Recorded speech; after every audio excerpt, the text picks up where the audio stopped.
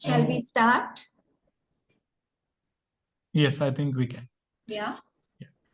Okay, so a very warm welcome to everybody to this session of land, self, and community. I think all of us, I see some who are known people and I see some who are new.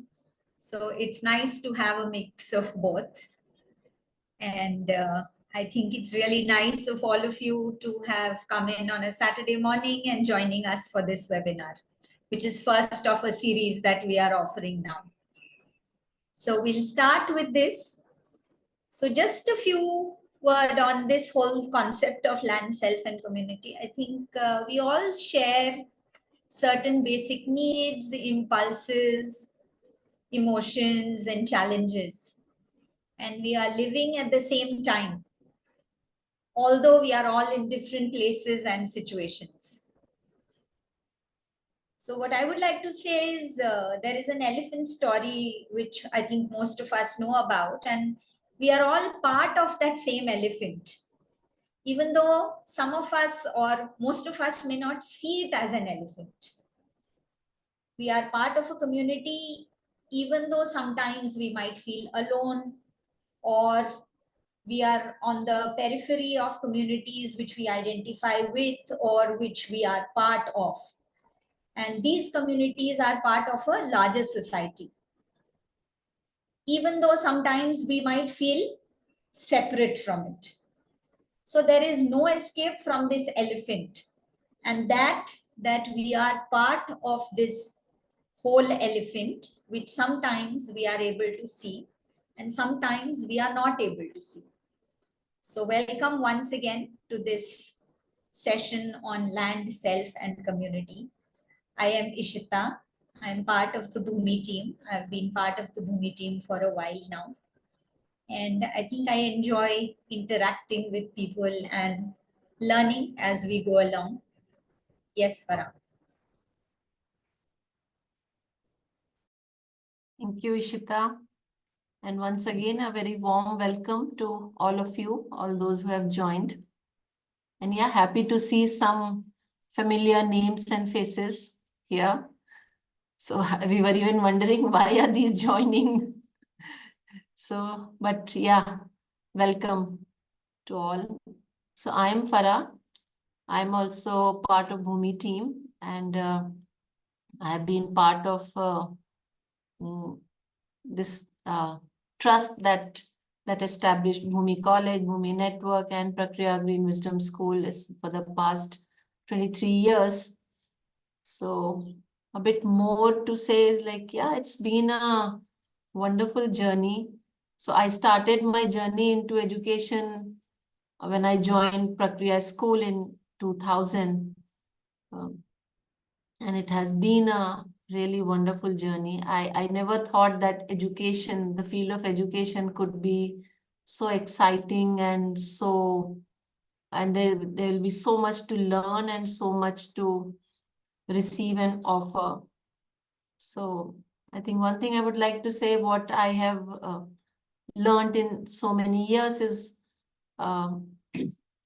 many significant aspects of education and how education needs to be, how education should be, what it should include, and how it should be kind of now given to children and adults. But along with that, I think more significant for me has been what education should not be, how we should, what are some of the things that should not be, children should be like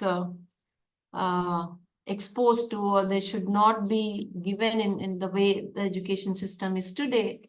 What are some of the things that are doing, not doing good to children? So what we should avoid in our education system, that has been a major learning for me. So yeah, I think I'll just stop here, not go into details. So I'll also introduce Bhumi College. But before that, we have Partha also joining us. So Partha is as an alumni of Bhumi Fellowship Program. And Partha, would you like to introduce yourself as well?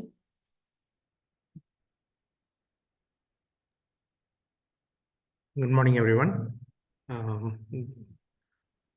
I am part of Bhumi team now. I used to be, I joined as an alumni, Bhumi College, did that sustainable living course. And then I'm now part of Bhumi team, which is driving a rural learning space in Tiruvannamalai, which I will walk through little later in the presentation.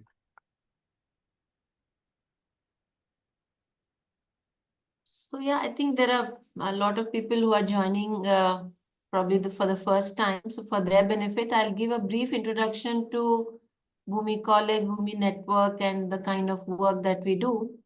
So Bhumi College and Bhumi Network both are part of the trust called KNA Foundation for Education, which was established as a public charitable trust in 1995. The trust also learns a school called Prakriya Green Wisdom School, which is an alternative learning space for children. Bhumi College and Bhumi Network, they were established in 2008. And the main objective was to create spaces and engage with individuals and groups in helping them move towards a more ecologically wise living. So that's the main aim with which Bhumi College and Bhumi Network were established. And in both the places, our focus remains education and sustainable living. Be it holistic education, be it food and farming, be it waste management, water conservation, growing food in a natural farming, natural way, eating healthy. So those are the kind of things that we focus on in both the places. So currently Bhumi Network is running 3 projects in 3 different places. One is Tiruvannamalai Farmers Center, which I won't say because Partha is going to talk about it in detail. The other is Gumlapuram, which is also in Tamil Nadu, about 1.5 hours from Bangalore. So there also we are running an organic farm, but that place is now used more for educating and building awareness among school students, college students, and even families about farming, about community building, and all different kind of workshops and programs we hold there, as well as farming practices are going on, natural farming and organic farming. Another project that is happening is near Shimoga in Sharavati Rainforest. So we have a place there which, so main focus there is afforestation and saving indigenous species of trees. And so that project, I would say, is still in a project phase compared to Tiruvannamalai and Gumlapuram projects, which are really up and running and doing very well. Sharavati, I think, still needs more time to get going in the way that we envisioned it to be. Bhumi College, we do, again, the focus, like I said, is education and sustainability. So we do programs, short programs, long programs, webinars like this, online programs, online modules. And our main flagship program is 8-month fellowship programs in holistic education and sustainable living, which will begin in July. So if anyone is interested, you can get more details on the website or get in touch with us regarding that. So this is in brief about Bhumi and what we do and what we are. I will hand over back to Ishita to lead us to the next activity. Thank you, Farah. So I think it's nice to see so many people here today, Saturday morning.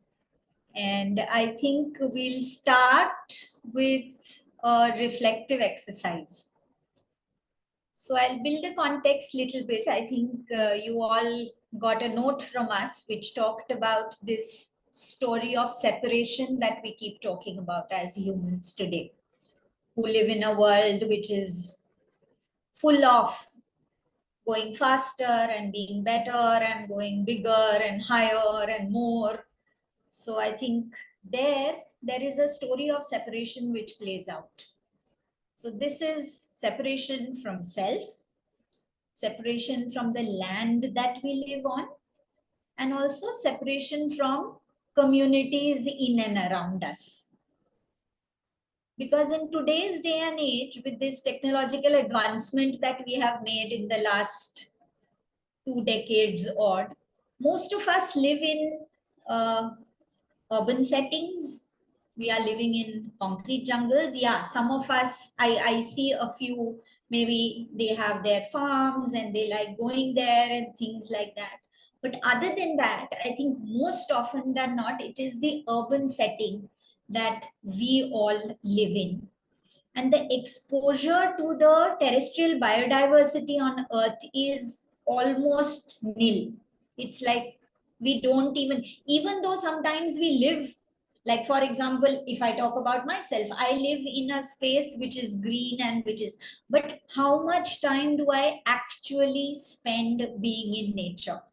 It's there around me, but how much do I connect? Maybe some of us have pets and some of us interact with an animal species, but other than that, do we really look around? Do we really connect with those things in our daily lives?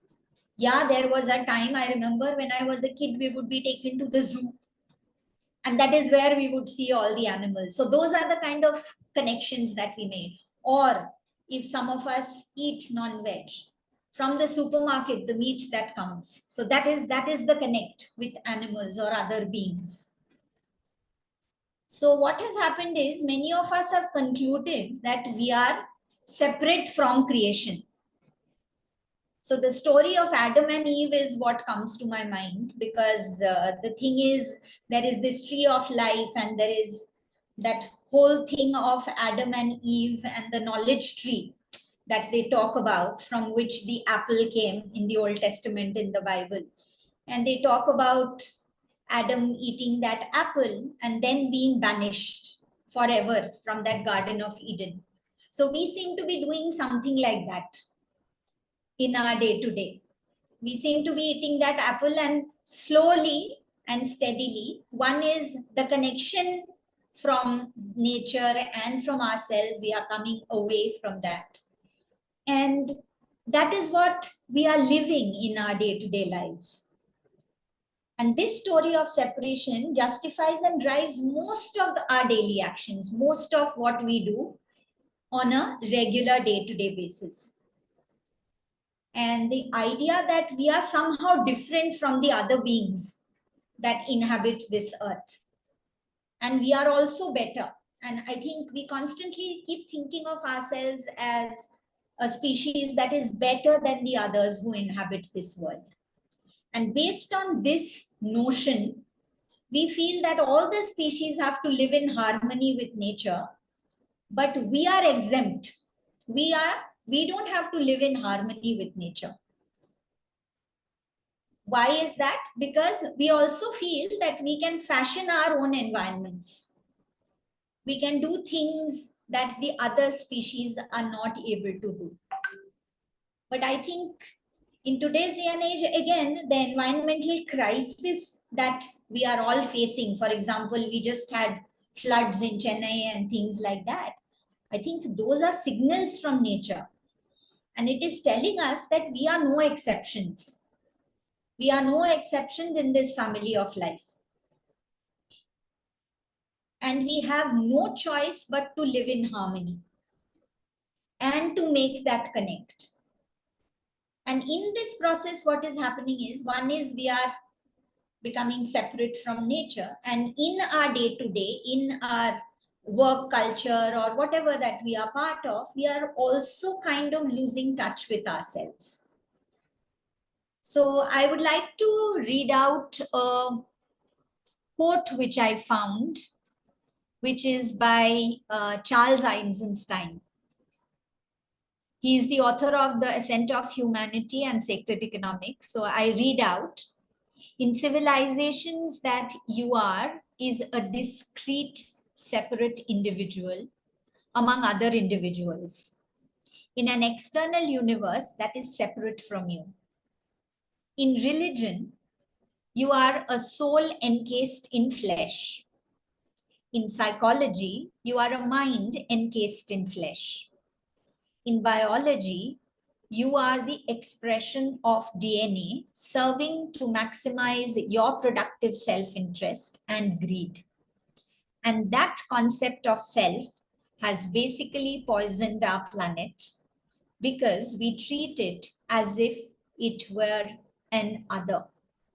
So this is what Charles Eisenstein has to say. And I thought it made a lot of sense for me to bring it in here, because now I would like each one of you to take a little bit of time and just to reflect on. I'm going to give you 2 questions which I would like you to think about, because I've been talking about this story of separation.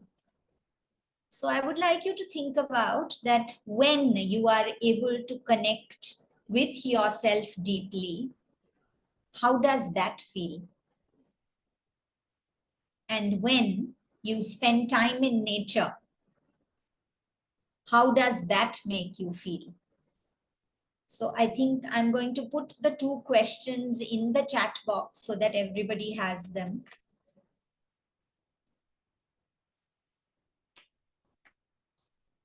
So when you are able to connect with yourself deeply, how does it feel? And when you spend time in nature, how does that feel? Oh, I'm sorry, it's gone too far. 1 second.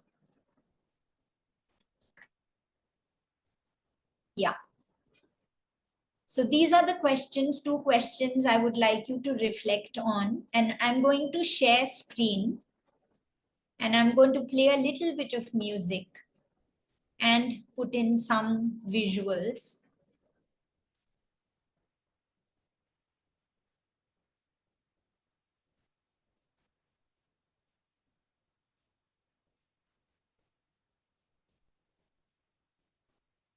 Can you see?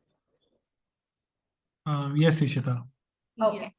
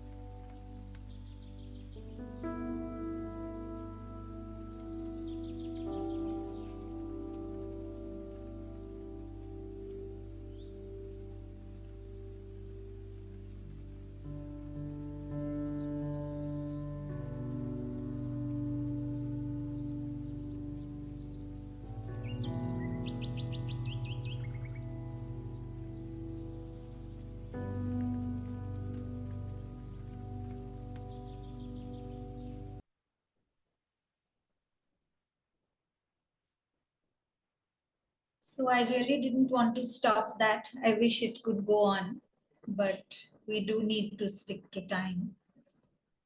So what we will do now is, I think most of you would have thought through the two questions that we put to you. We'd like some responses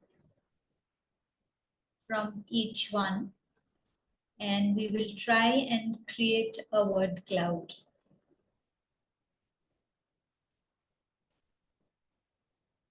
Adil?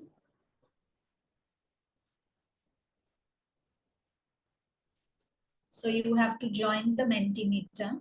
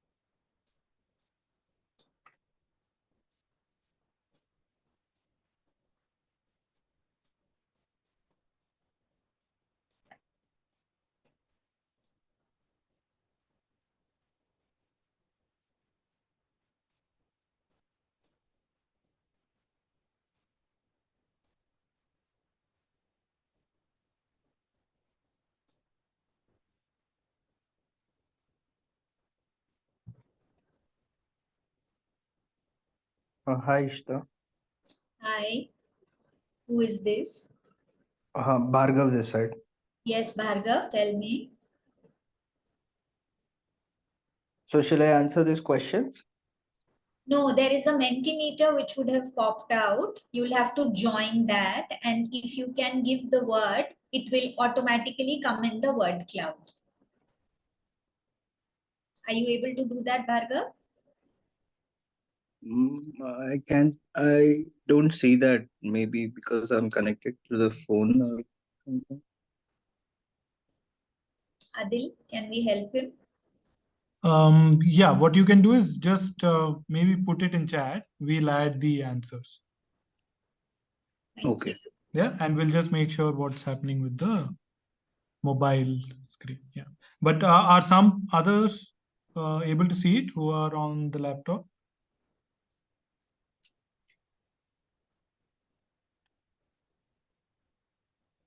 Yes, we are able Alright. to see. Yeah, so it must be a mobile thing issue. We'll just have a look into it.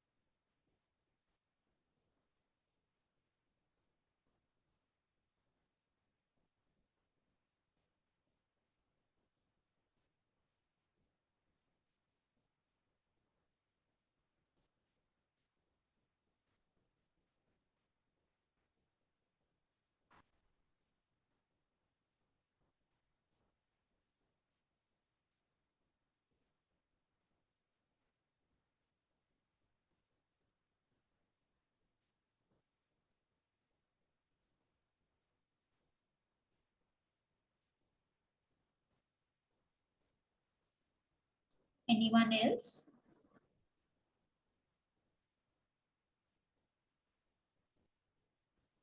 Adil, shall we go to the next one? Yes.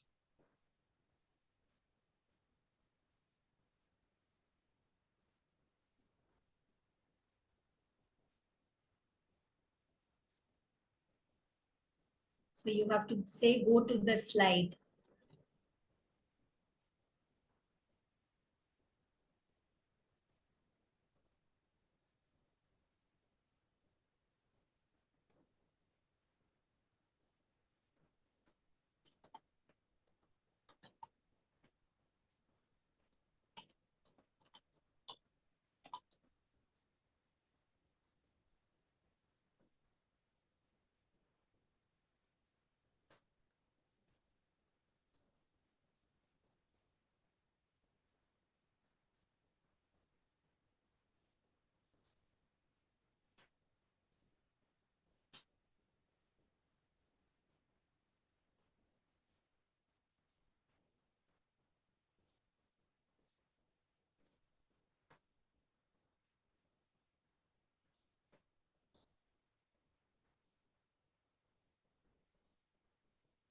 Can everyone see the next question?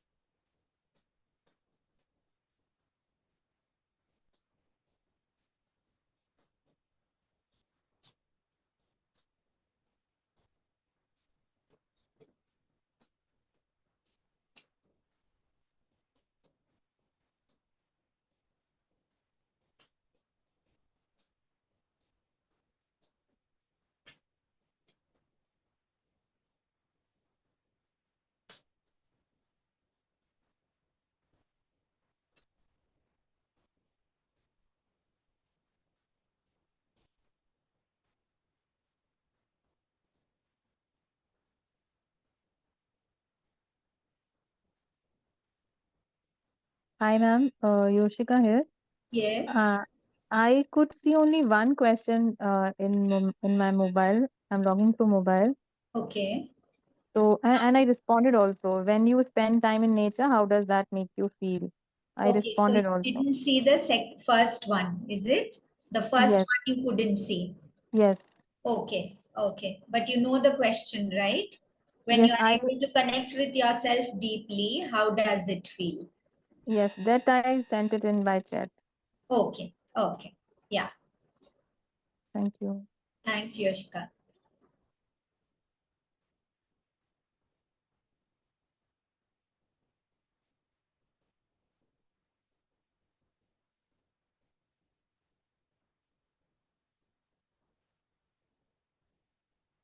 I know it's really beautiful what has come out of this.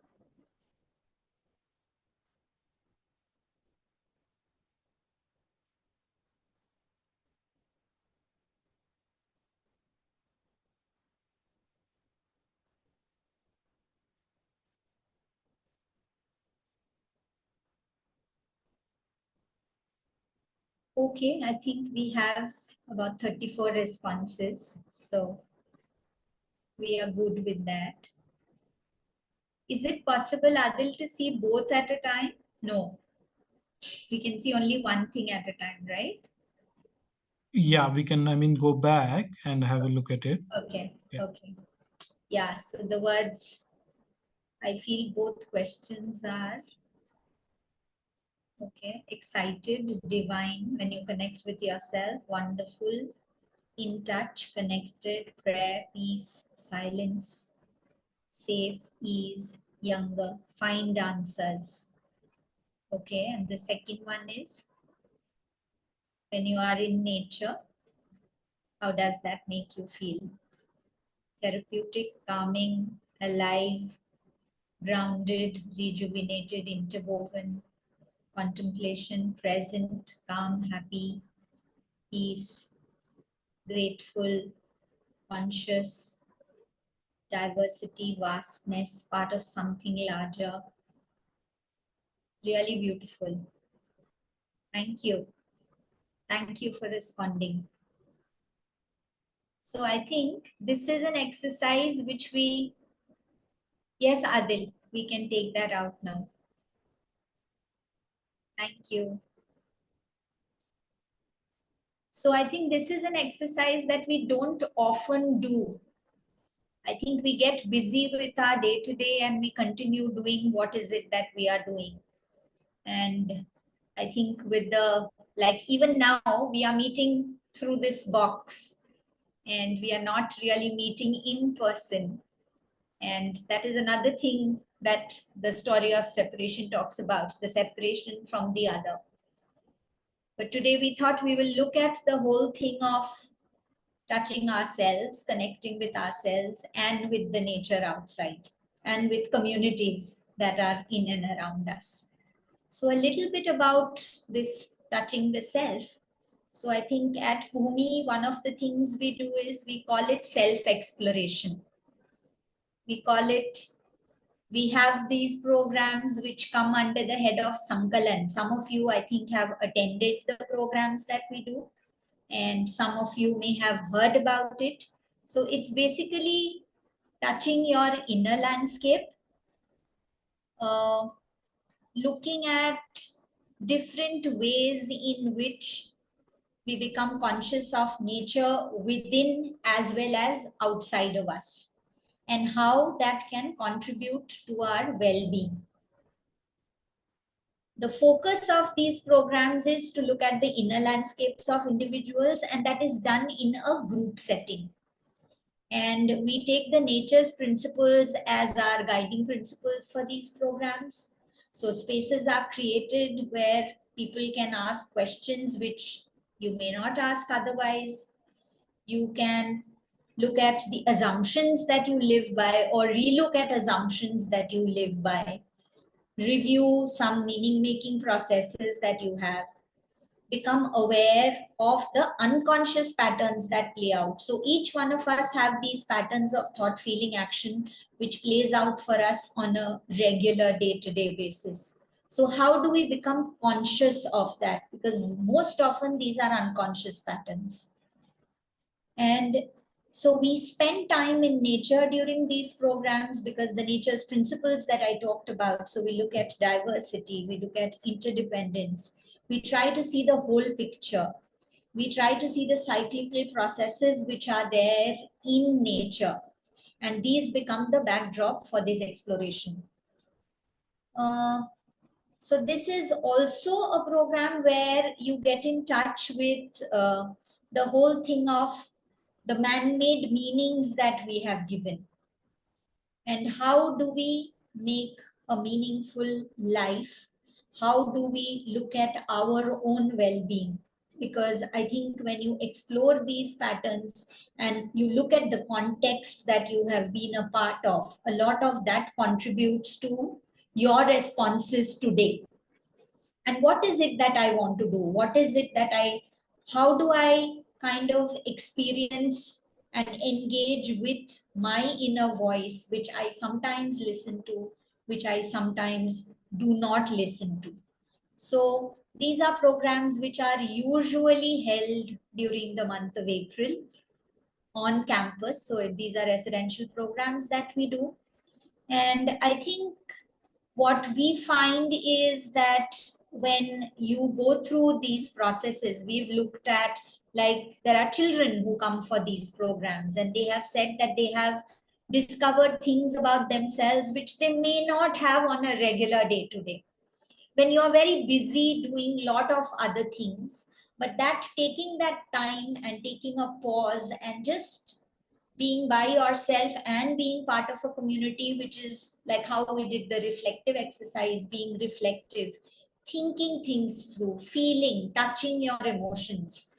Because I think in today's rat race, sometimes we also forget that we are beings who are very emotional.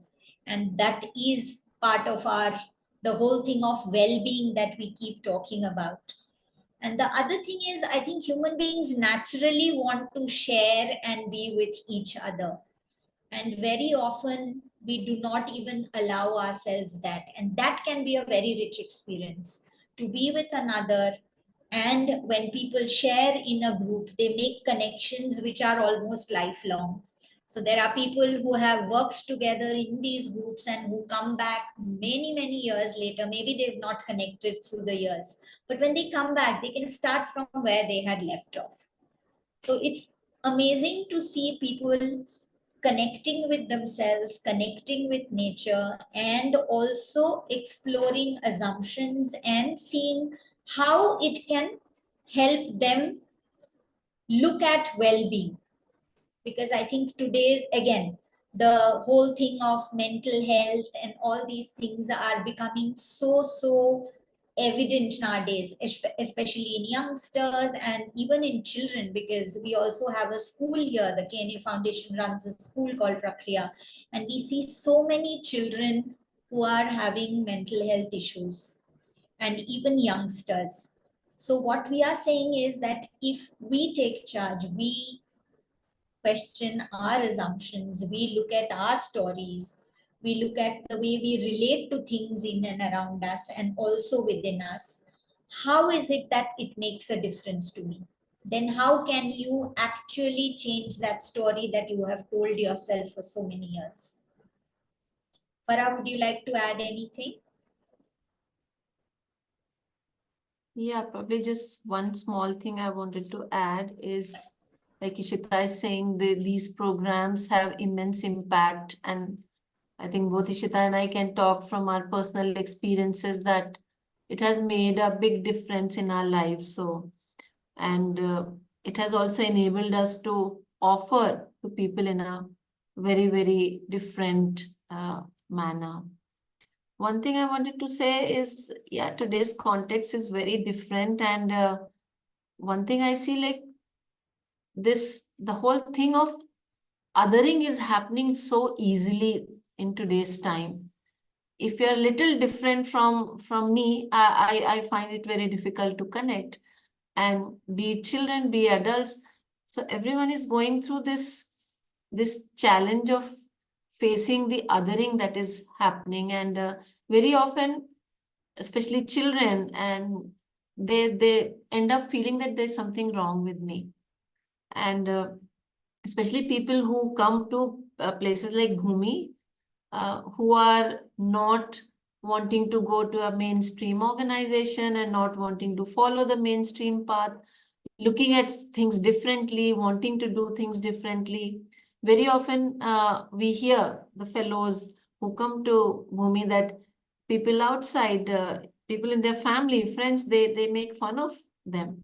They say, you have gone crazy, you're leaving your great job and you're doing so well and you're going to do this. And so sometimes I feel these programs enable them to get in touch with their inner convictions, to find strength in those convictions, and to say that, yeah, I'm fine the way I am, to own their dreams, to say that, yeah, this is what I really want for myself, to have to kind of reaffirm that belief and faith in self. So these programs help them in tuning in with the inner strength and going ahead with that is what we have seen happening quite often. So yeah, that's one thing I wanted to add, Ishita. Yeah, so I think these are programs which we offer during the summer months. So if any of you would like to be a part, you can come back to us later. So we'll continue with this. I think about. Yes, Partha. Yeah. Welcome back, everyone. I'll walk through on the land and community part of activities what we are doing. I'll just share my slides. 1 second.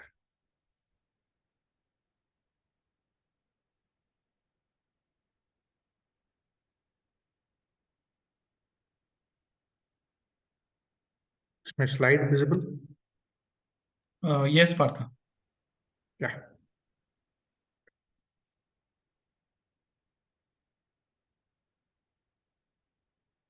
Okay. I'll just continue from where Ishita and Farah left out. Just to recap, we in Bhumi continuously we are working in activities around well-being of self, community, and land to nourish. So what Bhumi believes is if the wellness of individuals is taken care, they will reach out for the wellness of the communities. And if communities wellness is taken care, they will nourish the wellness of the land, which is the planet what we live in. So we work on the wellness, individual wellness, community wellness, and towards the planetary wellness. So that is the continuous engagement Bhumi is into.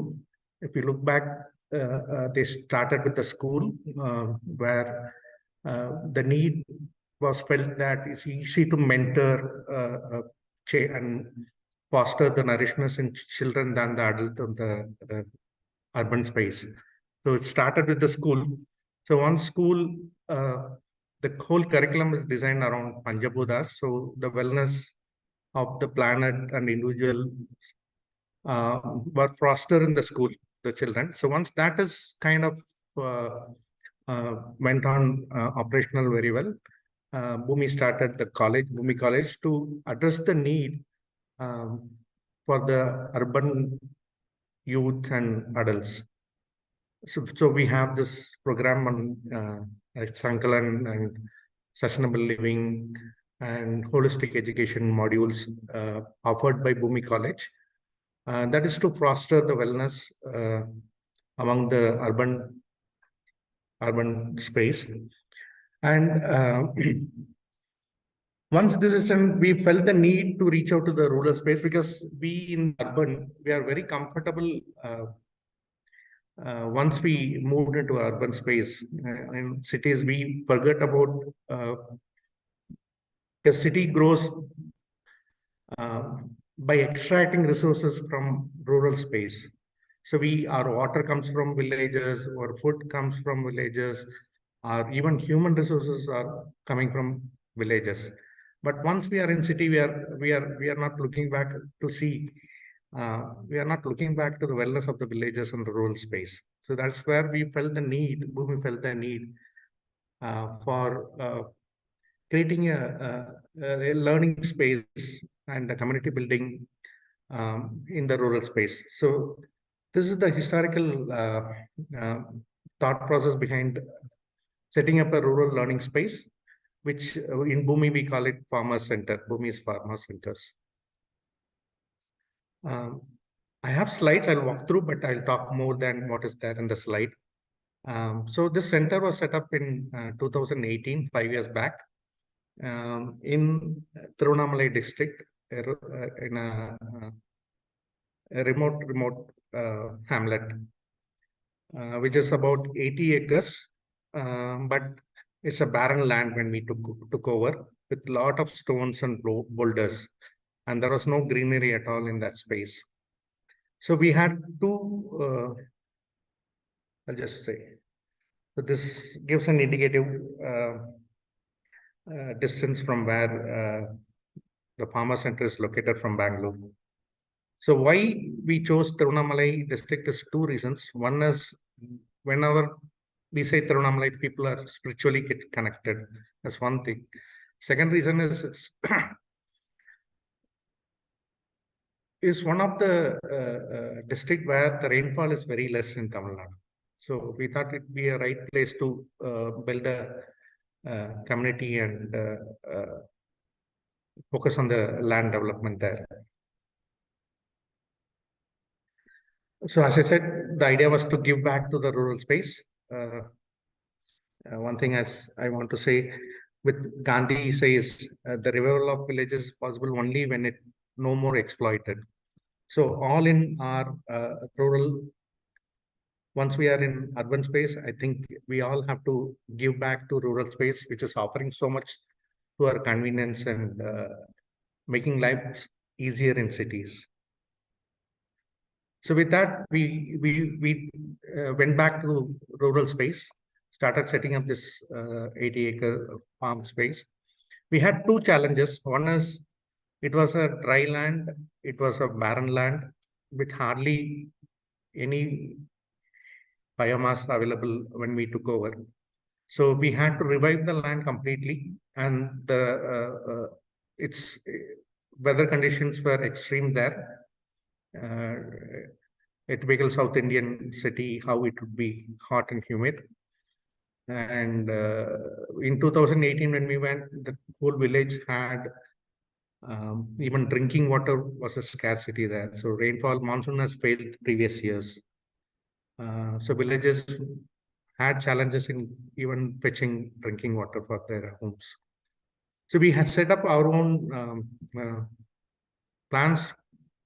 Predominantly two key areas we wanted to focus. While we want to revive the land, we parallelly want to form the communities as well in the remote place to foster the wellness of the space where we are setting up.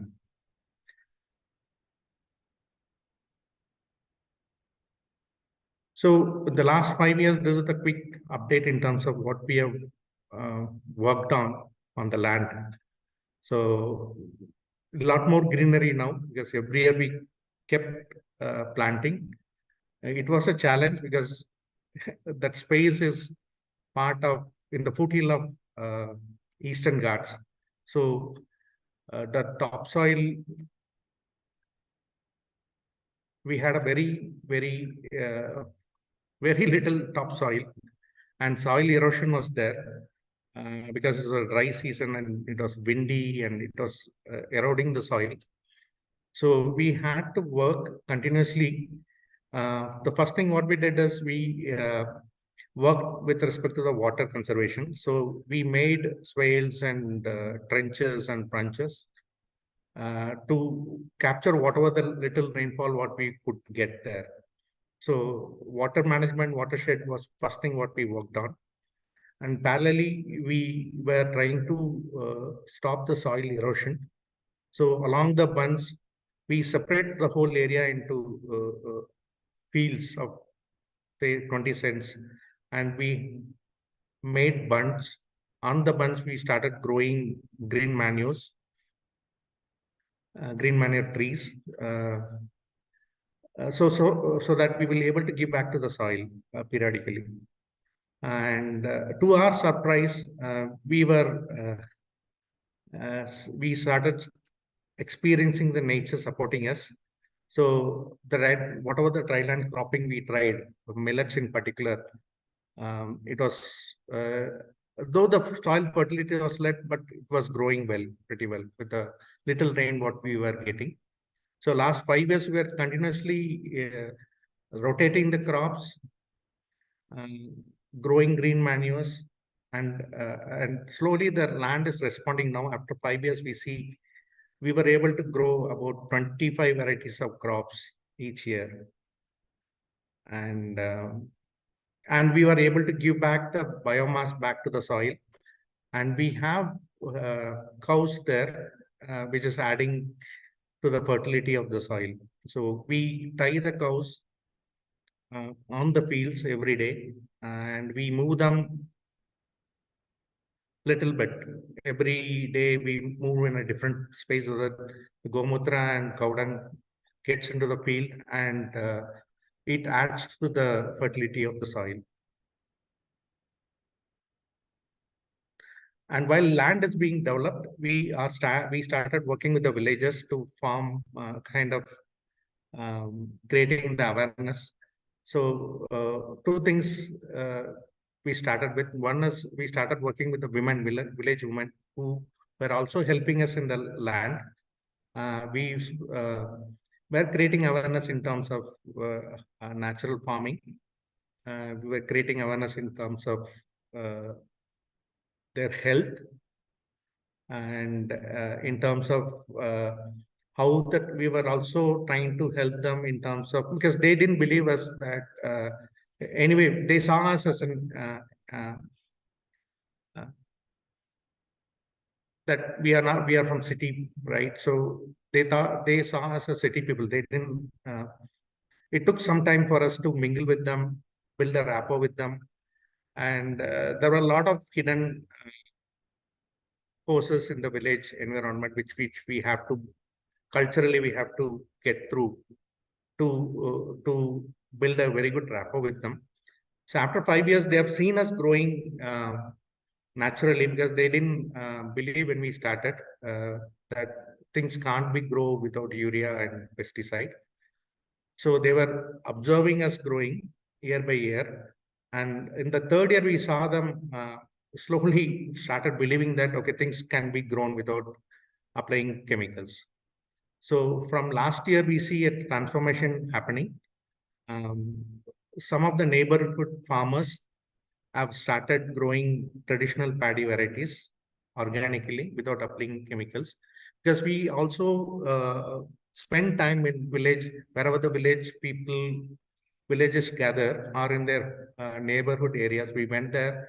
We used to spend time with them, chatting casually and informally, and trying to create an awareness in terms of how it can be done, how without chemicals they can manage the fertility of the soil, how they can um, build and provide natural promoters, growth promoters, how insects can be managed, pests can be managed. So, and what are the varieties of traditional nati seeds and traditional paddy varieties that are available? So slowly we took time, but we were continuously engaging with the villagers and the farm helpers who were coming to us. And we also created awareness on the herbs which is available in the rural space and how it can be used for their primary health and even for cattle health management. So we had a couple of workshops where we said how they can identify these herbs, how they can make preventive medications for for themselves as well as for the cattle, what they have in the remote space. And we had a couple of programs. We had a session workshop on how the climate resistant, resilient farming they have to adapt going forward, because that's how it's going to be, because the monsoons are no more occurring on time. The erratic, if they are erratic, and how do they can get along with the farming work, right? So how climate resistant farming can be done. So couple of people came in, they discuss about the traditional way of doing, how native seeds and heirloom seeds can sustain the climate erraticness, and how we can cope up with the future of farming.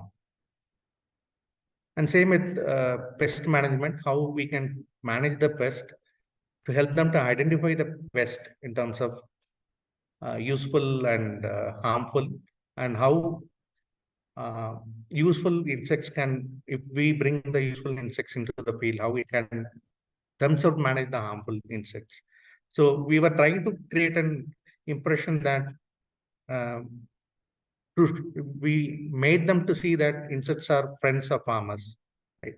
So there are continuous engagement we had to do with the villages around, and we also engaged the schools because we wanted school children to, though they are in the farming family, many of the people in the rural kids, but they are pulled away from their farm because of the traditional education system. So we try to engage the children from the school level and try to create create the ecological awareness in them. So that is one of the key activities what we were engaging as part of community program there. And also a lot of schools now have started coming in. Children spend 3 days to a week in the farm, participating on the field work, like may it be transplanting paddies, or it can be harvest or post-process harvest, and spending time on traditional games. So we were trying to foster or nourish the children in the neighborhood and the farmer community.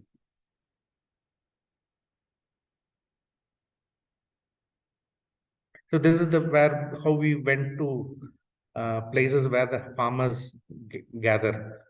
It could be near their hamlet, or it could be a common space where they come together. So,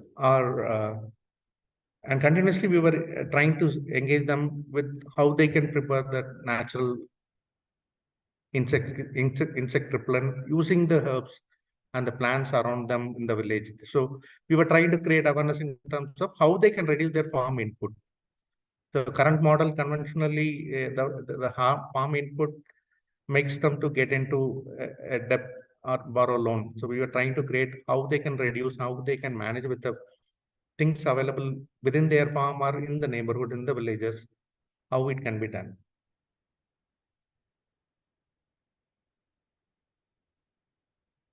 And after 4 years of work, slowly the perception of the neighborhood farmers we have seen the perception of these farmers slowly changing.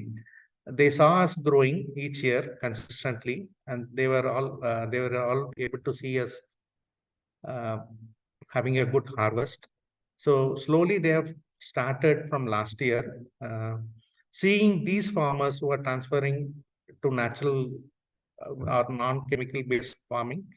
Their neighborhood farmers are able to influence their neighborhood farmers. So slowly we see a transformation happening in that space. More and more farmers are, at least they have started with the paddy. They're growing different varieties of traditional varieties. And it's quite surprising that they are able to bring this into their food. So next thing we are telling these farmers is, okay, each one of you grow a different variety and exchange yourself, so that you bring in diversity in your food, and which will help in improving their health. And now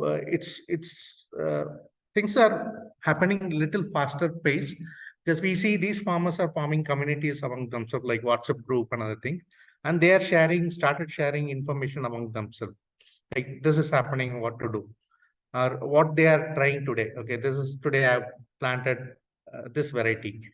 This 5 year, they put a photograph saying, okay, this is a 20 days old sapling. And whenever the flowering comes, they share that. And when they spray the insect repellent using the natural method, what we have taught, they record how they are doing, preparing it, and they share with their own community. So slowly we see a transformation happening in there. And yeah, it's a small step. We have moved forward, long way to go, but we see a continuous engagement with respect to both land and the community where we are there in Tiruvannamalai. And we also have helped the women there in the village to form a self-help group, and help them to prepare value-add products from whatever we grow in our farm, from snacks to ready-made soup powder to health drinks. They make jam. They make vada from tapioca flour. They make natural hair powder, and they also make soap. This is one thing which has inspired them. The soap has inspired them more than anything else, because they understood that the minimum thing is required, because they have coconut trees. So the base oil is coconut. It's free for them. All they need is that little bit of caustic soda, and they have grasses which has natural aroma growing in the villages. They have aloe vera growing in the villages. They have other herbs growing in the, so they are trying out with different varieties, and they are gifting to their families. That is quite inspiring to see that. And at least 20 women who are coming to work in the farm now don't buy soaps from outside. They make their own soap. So it's nice to see that transformation happening there. And this pretty much, so what I want to say is, we in Bhumi are continuously working with self, community, and land, and looking at the overall wellness of everyone.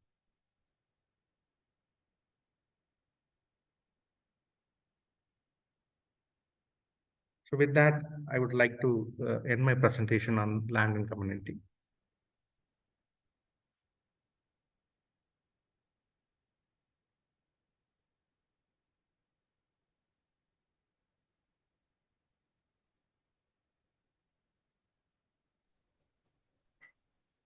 Any questions? We can take questions.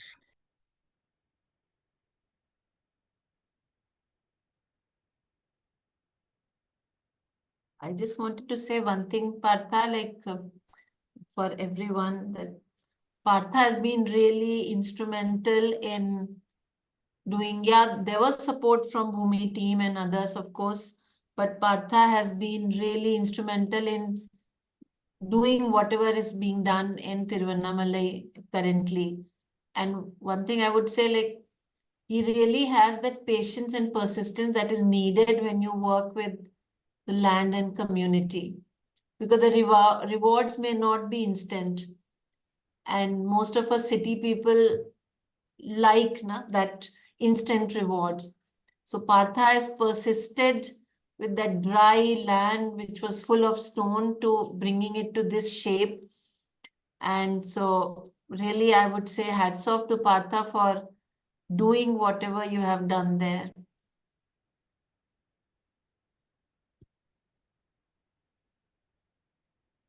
So can we close the screen so that people can ask questions?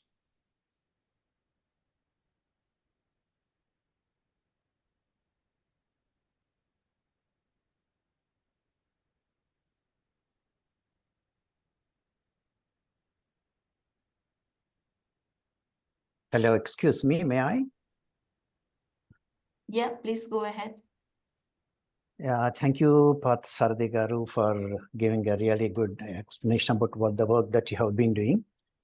This reminds me of my early childhood age, up to my 16th year, the school final. I lived in a very remote village. Exactly, our village reflected what you have been doing. Though there were 60 different families and 60 different personalities, and together doing the same thing, really it's good.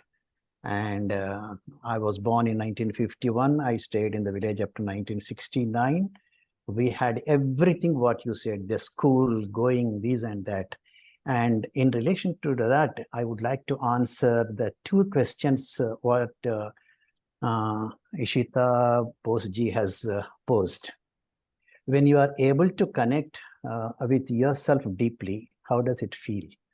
So that when I go back to my early childhood, is that what I have today is only the information that I collected, the technology that I got, or the people who have dumped their own knowledge through books and everything. So this is not myself now. Myself was when I was a child in the rural area, enjoying everything, connecting with everything that is there in the village. And even the school also is not a school, it is a nature school. It was under the trees in the small huts, 120 students, 6 or 7 teachers. It is a splendid thing that that used to happen. So that's why I say connecting to yourself is, if you keep away all that what you have been dumping for years together, you will connect to yourself. And that nature is nothing but the nature what you see outside. When I go back and think that when I was going to school nearly about 2 to 3 kilometers with my bag and that one, and walking in between the paddy fields and the small bunds, sometimes falling down, getting all that, mud and everything. I never felt that, but today I feel so bad to step into that little mud and I come and wash, but I never felt that one because that was the nature. But I am not feeling that this is the nature today. So there is nature, the outside one is not a different one from the inside. So one connected to oneself, not the information and the other things. That will be this. And I wrote a small book about my early childhood and the village especially, in my mother tongue, Telugu. If any one of you want to read, I could send you the book, or in WhatsApp also I can be connected.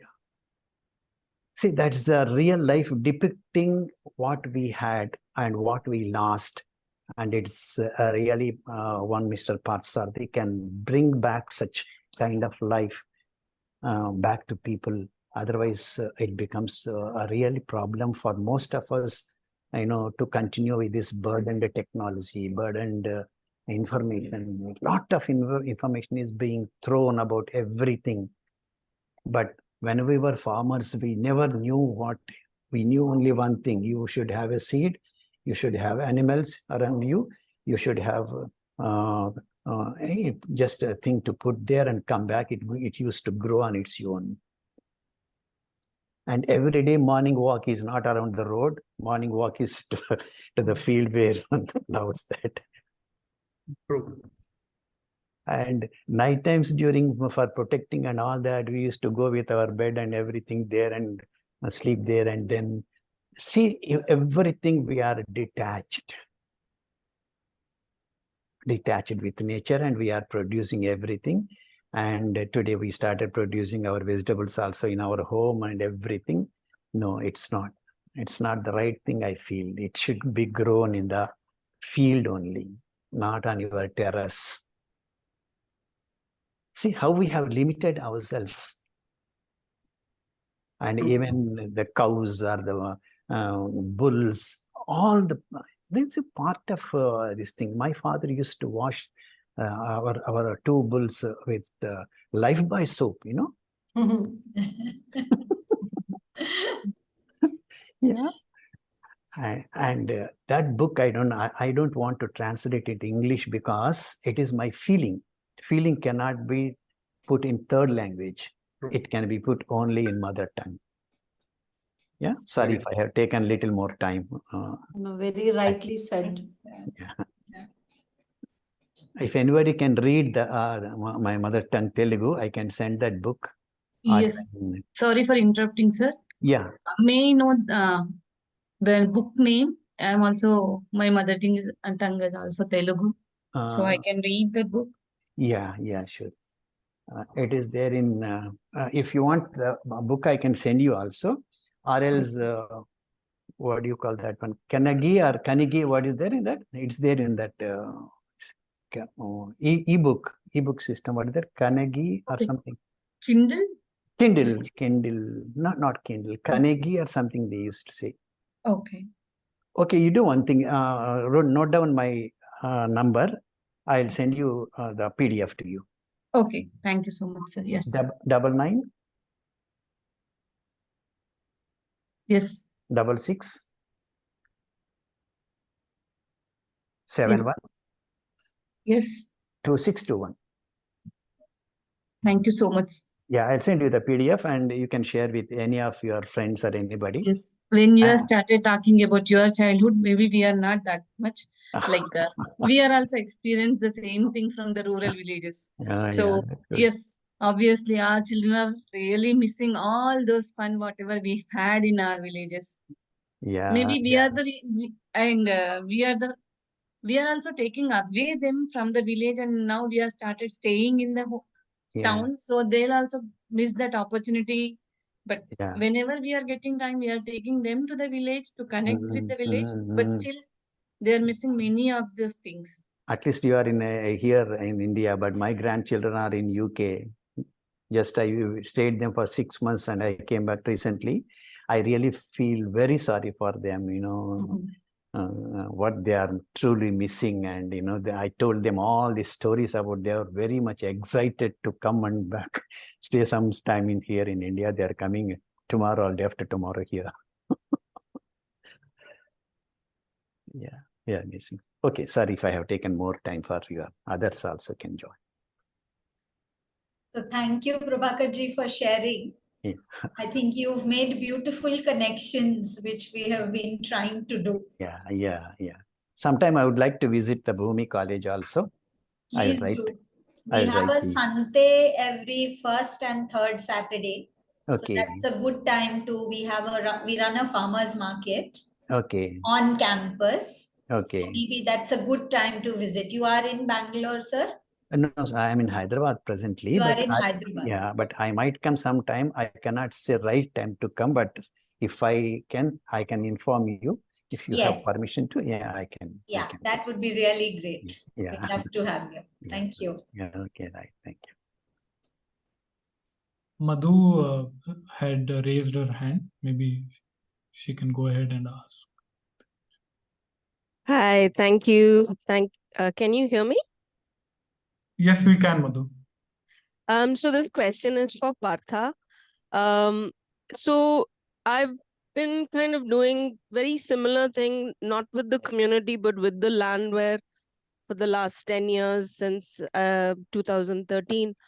But I still sometimes feel a disconnect with what's growing around me and with my own self, because I'm always constantly in this mode that, oh, trees have not been watered, or this farm work needs to be done, work mode, right? Because it's still a farm.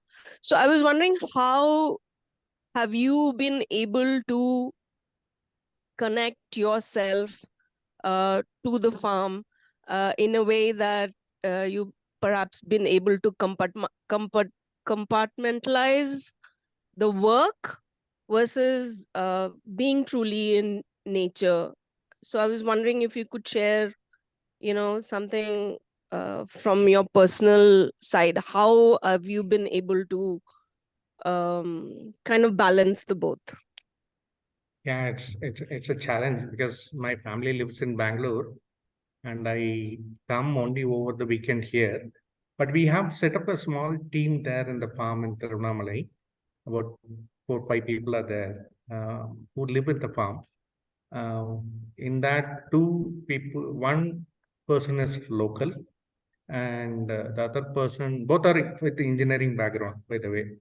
And but they have from the farming family, so have taken the alternative path. And being in the village, once we build the rapport and you tune into the monsoon cycle and the cultivation cycle there, and it becomes a little easier with the rapport what you build. So they come and help you in some, okay, this season we can grow this. This can be done, right? So if only thing they were disagreeing is with respect to the non-chemical way of growing. Otherwise, they are the best teachers for us, the people around in the neighborhood there, the farmers around there. But it took little time to build the rapport with them, because initially we were all strangers to them, right? From the cities, we come in the car, kind of a thing, stay there. So slowly, once you spend a lot of time in conversation with them, casual, informal discussions with them, and first 3 years we were building just that, to rapport with them, trying to grow ourselves in the organic way, natural way. And once they see that happening, and it made sense to them in terms of they try to recall their memory, like how Prabhakar sir did today. So when you have a conversation, you just kindle their childhood memories. So once you kindle that, they go back sharing more details. Yeah, my grandfather used to, or my father used to do this.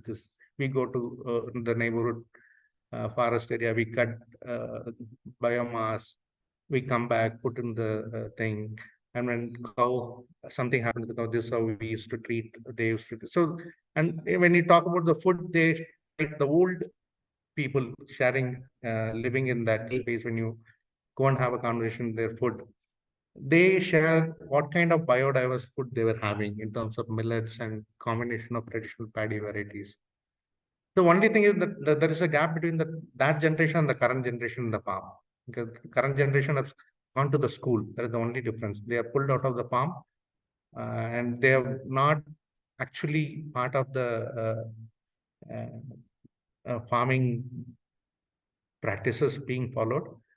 So once we sit along with them, we have number of continuous conversations to make that setup to come up. Once that setup has come up, then I think we are able to manage. And for me, Bhumi team in the backend provided a lot of support in terms of the things what we need to revive that landscape, because this is totally a dry land with totally poor soil fertility. There were heavy soil erosion. So we had a lot of time spent around that to revive the landscape. And we had to have this kind of conversation and workshop to engage the farmers. We wanted a basic facility to where we can sit and have this conversation or workshop, which we was able to provide. So this accelerated that process for us there. If it would have been me alone, it would have been, I would have faced the same challenges what you are facing. Yeah, I think building, I think that's the difference between individual farmers working on in silos versus having a group of people around you that Right. take the burden of doing the day-to-day and also the sense of community. Yeah, I think that's been my realization as well in the last 10 years. And there are a lot of young people coming back. See, it's a little scary only in village side, because it's very hard to see anyone less than 40 into farming. Yeah. So, But yeah, I think that's something important to kind of, I mean, I don't know if I'm taking the conversation astray, but I think somewhere it's very important to understand this going back to the land alone. I think somewhere in the last 10 years, my realization has been that land and water are not actually hard to work with. It's people that it's hard to work with. It's hard to work with the self while working with other people, because we've lost a lot of skills of living in community. I think that's been a big realization. Like, even if volunteers come, or even how do you as a group of people come to an understanding of commonality. I think that's very important. Somewhere this whole idea of working with land is that's my impression, that it's easier than working with a group of people. And even if those people are similar city people or something, somewhere I think that's been my challenge, at least somewhere. So anyway, but thank you for sharing the story. Thanks, Partha. I'm able to now connect the face with all the forwards that you share. So thank you. Yeah, and what we do is have connected with a little larger crowd of farmers who are doing organically in that district, Tirunelveli district. So actually in Tamil Nadu, at least on the ground, a lot of changes are happening, positive.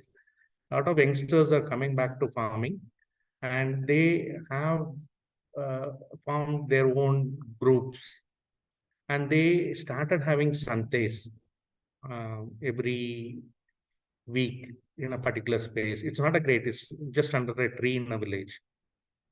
Right. And that movement is also helping, because we are able to connect my neighborhood farmers with them. So they see that parallel thing. So I take them to that kind of Sante to see that, there is a market for this kind of producers as well. So you don't have to go out and look for, you first take care of your health, your family health, grow for them, then grow for city people. So you have a conversation continuously around that, and show these kind of santes and other things happening where they can have a market for direct selling options. And they also, by going to that sante, they get to know more diverse things available for them to do. They discover the new traditional paddy name. They get to hear, they exchange seeds among themselves, which is more good. I think I can put one more word here. Yeah. When I see the farmers in the villages, they are very competitive at present. So if X is having a 1 acre land, he wants to produce 40 bags of paddy. Yeah, true.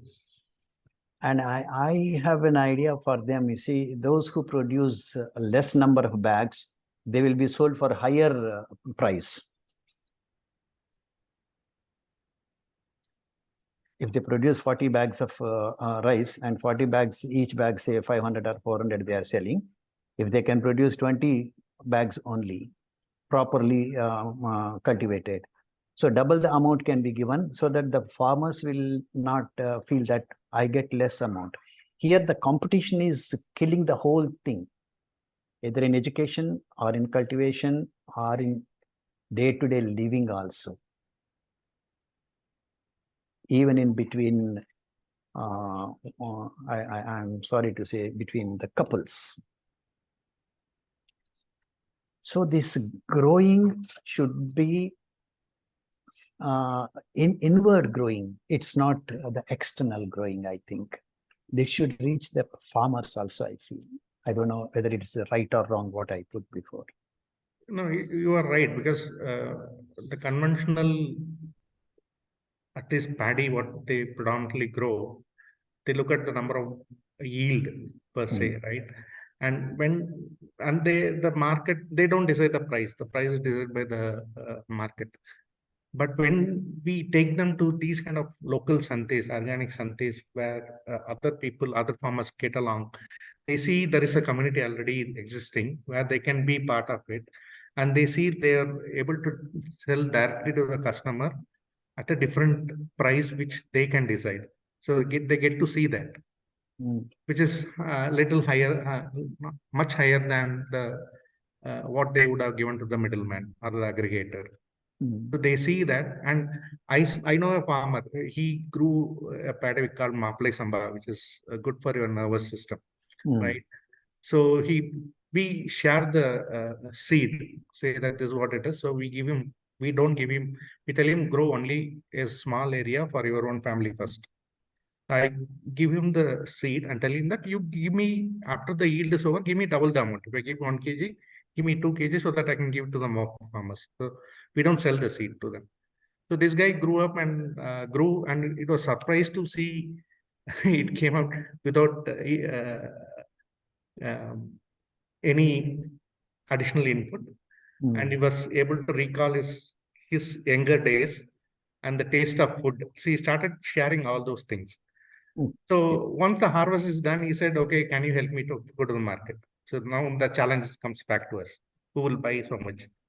So I managed to help him. We sourced for Bhumisam. We sourced to other farmer that Sante I connected with him. He was able to share. After that, he still had 20 bags of Maple Samba paddy. So then he said he wants to sell more to find more. So I happened to meet him a month later. He still holded that paddy, but he refused to sell to anyone now. He started consuming, and he liked the taste so much. He said, "I'm not going to give anyone. I want this for my family." Yeah. So, yeah. So I see that happening with many farmers now. When we have the conversation, we say that, okay, what city people are missing? They don't get good air. They don't get water. They don't get good food. They can't grow food. So when you say them, now they see the value in this. So now at least I see the farm helpers who are coming, women. Many of them say that I want to give a good food for my child. So when a woman takes that decision, it easily they take to the family. When you influence a man, it's very difficult. The women are able to make more changes now on the ground. That I can see evidently. Yeah, this was the old system. They keep the food what is needed for the whole year. They stock, and then if they have excess, they will sell it. Yeah. Some people don't have space to grow vegetables and other things. So we have given the farm a space. Like, can I just come in here? I'm just looking at time. Sorry, Partha, to interrupt you. Because we have something else also to finish. I know. Farah, I think Aruna had messaged like about 15 minutes ago about having a question. Can we very briefly take her question, maybe 2 minutes?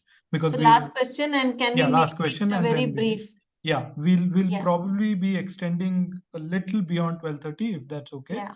If people have to log out, they can log out. We will anyways be recording this session and putting it on YouTube. But yeah, so Aruna, if you can quickly put your question and if we can have a very brief response by Partha.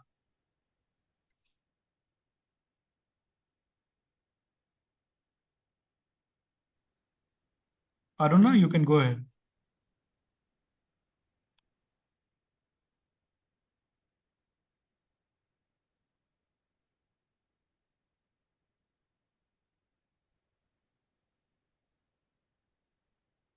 Aruna, we were not able to hear you. Me now? Yeah. Please go ahead, please. Yeah, my name is Aruna. I grew up in Mumbai, very urban.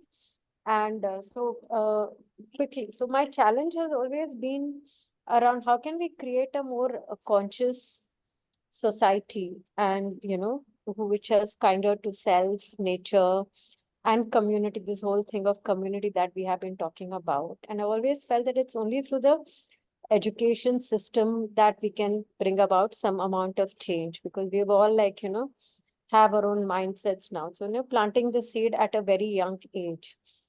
And this is something that's been bothering me for quite some while. So I'm trying to look for groups or people who would be interested in having these conversations or, doing these smaller workshops in how can we create a wider outreach for, reaching out to more schools, especially in the urban areas, for example. Like at least in the rural areas, there's a more connect to nature and that. So it's one is about nature and community both. So at any point, if the Bhumi team or the fellows, I would be happy to have a conversation. I just wanted to put it out there. Thank you.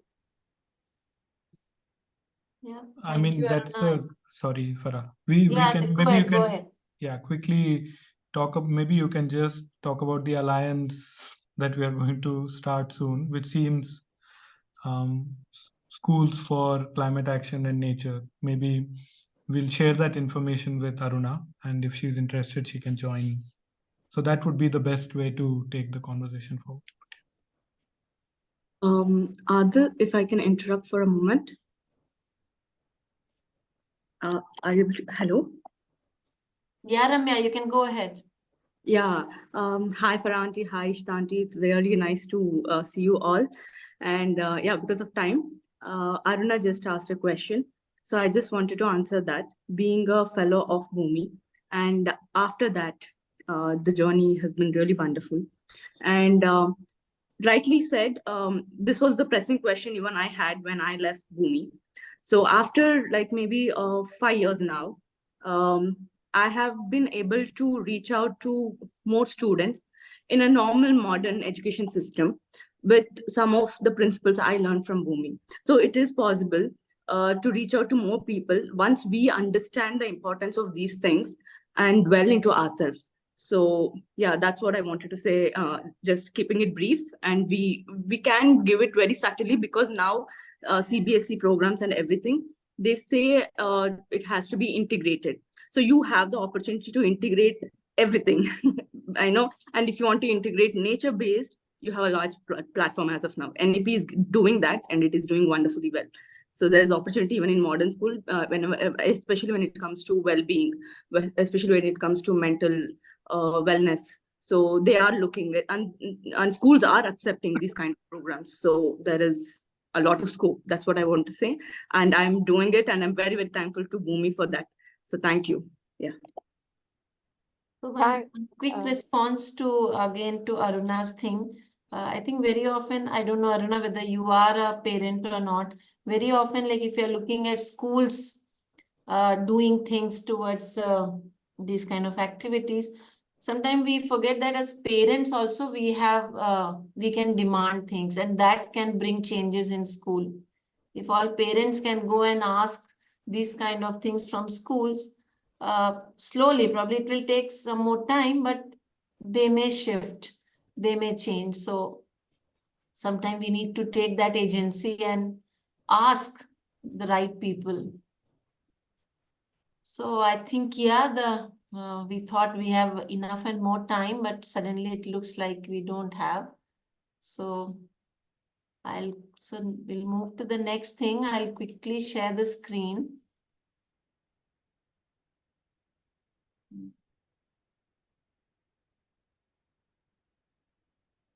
I hope everyone can see the screen.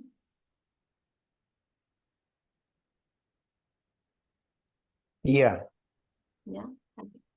So I just wanted to talk about, what we are doing today, this webinar is kind of a precursor to some online modules that we are going to offer. And so we'll give you a bit of information regarding those modules and what is the content and how we are going to present it. So I'll just give you a bit of information. So some of you, if you are interested in continuing this conversation, then these modules will create that opportunity for you to continue engaging with these questions or engaging with these conversations. Oh, Adil, it's not shifting already. 1 minute, so I'll see. Maybe Ishita can share the. Want me to screen share? Will you? Because mine is not, screen is not shifting. Okay. I'll just try one more time and see. Yeah, right now it's okay. So put it on that other mode, na? Because I'll have to download for a. Okay, I'll see. If it doesn't work, then I'll go. Take care. Take. So we are planning 3 modules. So there's a series of 3 modules that we are planning to offer. One module is self-land and community, for which today was the introductory session. Then education for sustainability will be the second module, and ecological living and ecological urban living. So these are the 3 modules that we have planned as a series. So since today we are looking at self-land and community, I'll give you the details of this module. So there'll be 4 sessions, and all the sessions are over the weekends, Saturdays and Sundays. So some of the sessions that the focus of the sessions will be like ecocentric ways of living, looking at perception, seeing the whole self and seeing the whole Gaia. So these are the dates. So first 2 sessions will be on the January weekend, 20th and 21st. Then the next 2 sessions will be on the next weekend, that is 27th and 28th January. So basically, if I can just give a little more context about each of these sessions, ecocentric ways of living, like we are today talking about, like how much we have got disconnected from everything that is around us. We have got so busy and so caught with our day-to-day living and going about all the things that are urgent and important that we sometimes forget.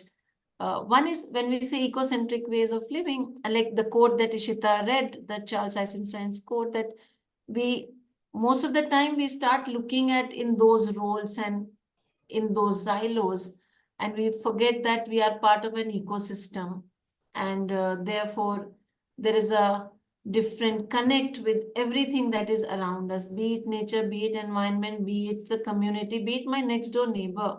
I've been hearing from people who live in apartments that very often they don't even know their neighbors, their next door neighbors, and there's no connect. So the disconnect is happening and it is increasing day by day.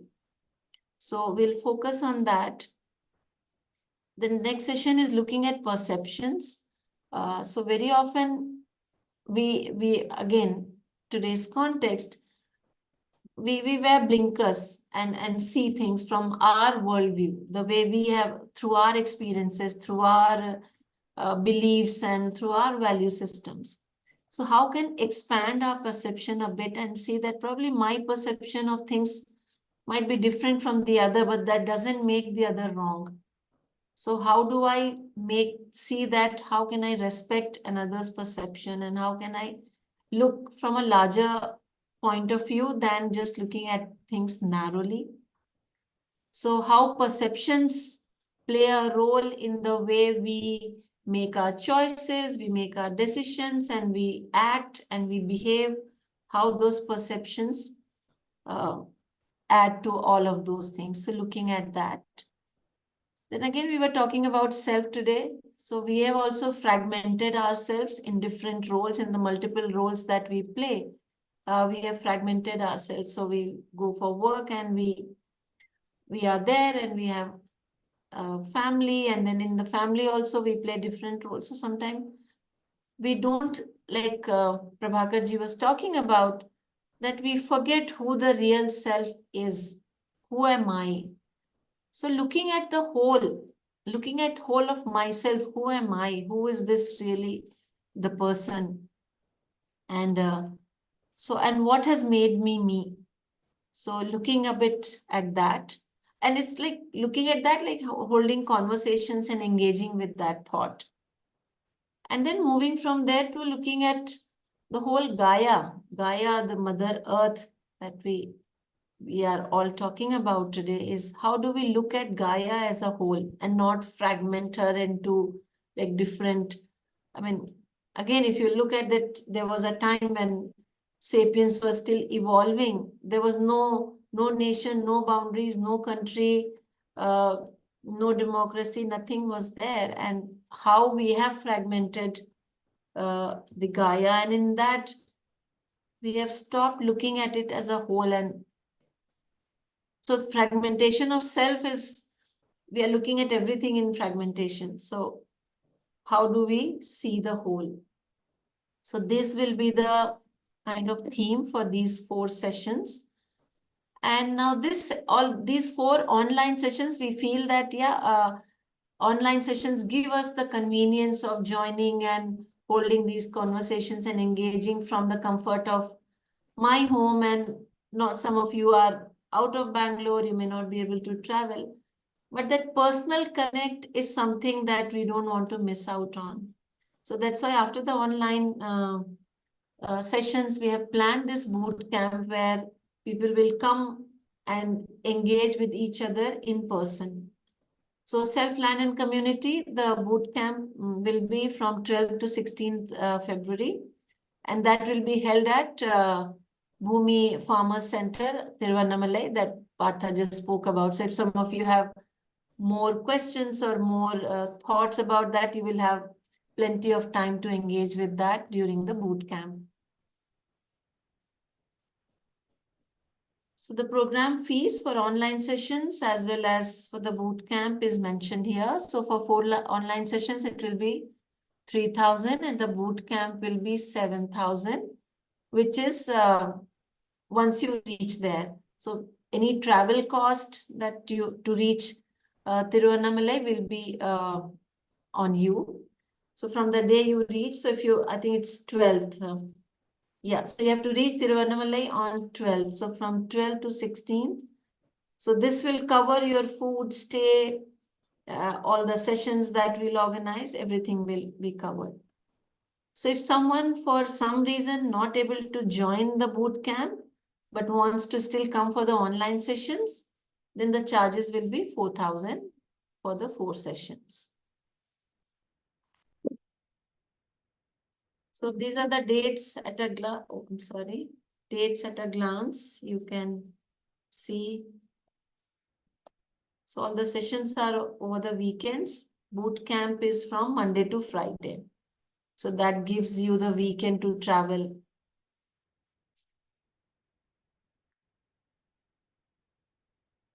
So yeah, I think this is where we'll end.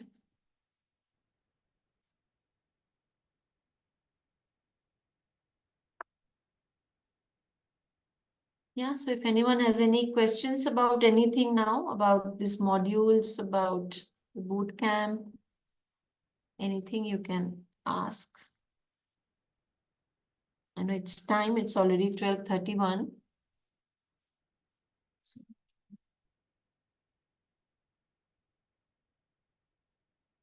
If there are no questions, then probably we can just go to the closure part of it.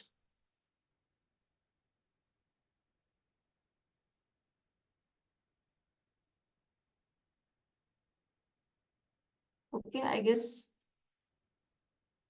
So our usual closure is probably whoever is still here can just share one word at the end of it. Like, does it, how does it feel at the end of this small session? And do you feel like coming for the modules? Would you be interested in coming for the modules?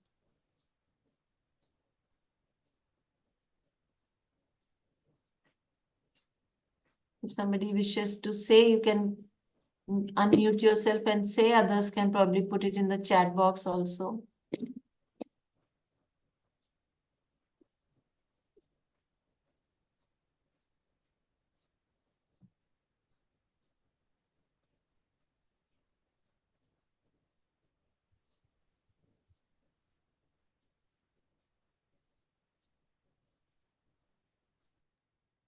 Hello.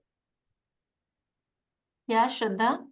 Yeah, hi, Param. I'm basically from Mumbai, and so I have been following Uni College for quite some time, and in fact was very much interested in the various workshops or other programs that were arranged. But unfortunately, every time something or the other came up, and I couldn't be a part of it. So I'm happy now that you're coming up with these online courses, which will help people like me who are at distant locations to be a part of it. But I just wanted to know one thing: are there any collectives or maybe some groups of your ex alumni students or something in and around Mumbai who conduct some activities in this field? Yeah, I think there was one from Mumbai, Sampad. I think she's logged out. I don't think she's in now. So I don't think we have too many alumni in Mumbai, but yeah, there are collectives, and probably we can share some information with you. Sure, Yeah, sure. that will You be can check great. out, I think, Shraddha, I have messaged you with a couple of collectives. Vanwadi is one collective, which is Pune. Native Place is one place which works with permaculture. We have a couple of others as well. What you can do is maybe just mail us and we'll send you. Sure, sure, we'll Sure. do that. All right. Thank Yeah. you. Thank you. Also, there's this organic farmers market that happens in Mumbai. Okay. Okay. Yes. So I'll just mail if I can Sure, have sure, that sure. information in my book. Yeah. And the Hange brothers, especially the one, yeah. So Yeah. yeah, great. Okay. Yeah. Thanks. Okay, I think.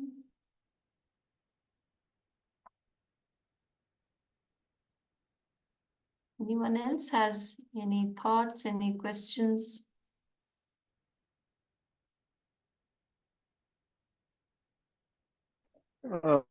Hello. Yeah, Hi, Bhargav. Bhargav. So is this like the course and sessions which you mentioned, all the four, like it's like a whole paid course or like a module, or it's open to everyone? It's open to everyone, but yeah, it is a paid one. The module I just shared the right. Okay. details. Yeah, that will be the paid one. Okay. But anyone is All right. welcome to Okay. join. Like anyone is welcome to register for Okay. it. Okay.